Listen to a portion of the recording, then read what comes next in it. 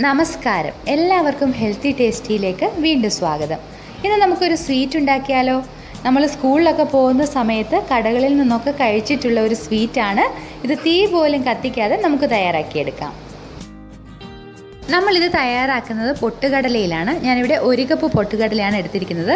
അപ്പോൾ അതിനുവേണ്ടി 1/2 കപ്പ് പഞ്ചസാര 4-5 ഏലക്ക കൂടി ചേർത്തിട്ട് പൊടിച്ചെടുത്തിട്ടുണ്ട്. 1/2 കപ്പ് മുതൽ 1/4 കപ്പ് വരെ പഞ്ചസാര ചേർക്കാം. പക്ഷേ 1/2 കപ്പ് ചേർക്കുന്നതായിരിക്കും ഒരു കറക്റ്റ് അളവെന്ന് എനിക്ക് തോന്നുന്നു. 1/4 കപ്പോളം പഞ്ചസാര എടുക്കുകയാണെങ്കിൽ കുറച്ച് മധുരം അധികമായിരിക്കും. അതുകൊണ്ട് ഞാനിവിടെ 1/2 കപ്പ് പഞ്ചസാരയാണ് എടുത്തിരിക്കുന്നത്. അതൊന്ന് പൊടിച്ചെടുത്തിട്ടുണ്ട്. ഏലക്ക ചേർക്കാൻ മറക്കരുത്. ഒരു 4-5 ഏലക്ക കൂടി ചേർത്തിട്ട് പൊടിച്ചെടുക്കണം. അപ്പോൾ ഈ പൊട്ടുകടലയും നമുക്കൊന്ന് പൊടിച്ചെടുക്കണം. ഇത് വറക്കുകയൊന്നും വേണ്ട, ചൂടാക്കുകയൊന്നും വേണ്ട. ഇത് മിക്സിയിലേക്ക് ഇട്ടിട്ട് നന്നായിട്ടൊന്ന് പൊടിച്ചെടുക്കണം.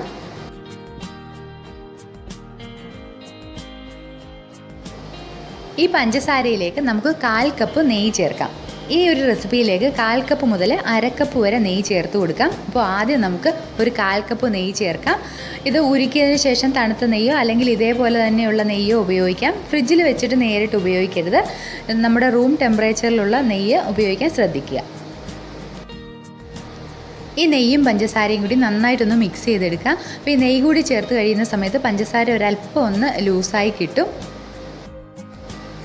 ഇനി നമുക്കിതിലേക്ക് പൊട്ടുകടല പൊടിച്ചതുകൂടി ചേർക്കാം. അത് ഇതുപോലെ ഒരു അരിപ്പയിലൂടെ ഒന്ന് അരിച്ചിട്ടാണ് ചേർക്കേണ്ടത്. കാരണം അതിൽ തരികളൊന്നും ഉണ്ടാവാൻ പാടില്ല. ഇനിയിപ്പോൾ ഈ പൊടിച്ചെടുക്കുന്നതിൽ തരികളുണ്ടെങ്കിൽ അത് വീണ്ടും ഒന്നുകൂടി ഒന്ന് പൊടിച്ച് ഇതിലേക്ക് ചേർത്ത് കൊടുക്കാം. പൊട്ടുകടല പൊടിച്ചത് നമ്മൾ ഇതിലേക്ക് ചേർത്തിട്ടുണ്ട്. ഇനി ഇതെല്ലാം കൂടി നന്നായിട്ടൊന്ന് മിക്സ് ചെയ്ത് കൊടുക്കാം.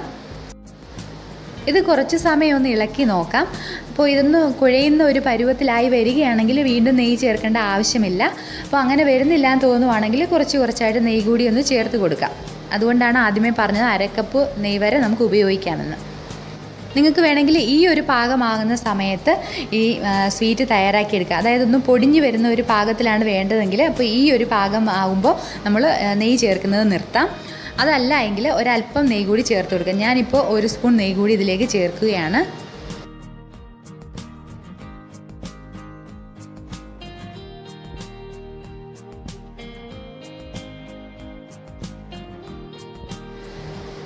നമ്മുടെ സ്വീറ്റിന് വേണ്ടിയുള്ള മാവ് തയ്യാറായിട്ടുണ്ട്. ഇനി ഇത് നമുക്ക് ഇഷ്ടമുള്ള ഷേപ്പിൽ മാറ്റിയെടുക്കാം.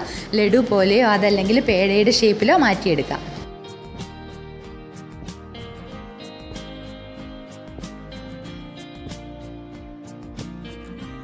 നമ്മുടെ സ്വീറ്റ് ഇതേപോലെ പല ഷേപ്പിൽ ഞാൻ റെഡിയാക്കി വെച്ചിട്ടുണ്ട്. അപ്പോൾ നിങ്ങൾക്ക് ഇത് തയ്യാറാക്കി നോക്കാം. കുട്ടികൾക്കൊക്കെ ഒരുപാട് ഇഷ്ടപ്പെടും. നമുക്ക് പെട്ടെന്ന് തയ്യാറാക്കി എടുക്കാം. അതുപോലെ തീയൊന്നും കത്തിക്കേണ്ട, കുക്ക് ചെയ്യേണ്ട ആവശ്യമില്ല. പെട്ടെന്ന് റെഡിയാക്കാം. നിങ്ങളിത് ഉണ്ടാക്കി നോക്കുമല്ലോ. അതിനുശേഷം അഭിപ്രായങ്ങളും അറിയിക്കണം. മറ്റൊരു നല്ല വീഡിയോയുമായി വീണ്ടും കാണുന്നത് വരെ നന്ദി, നമസ്കാരം.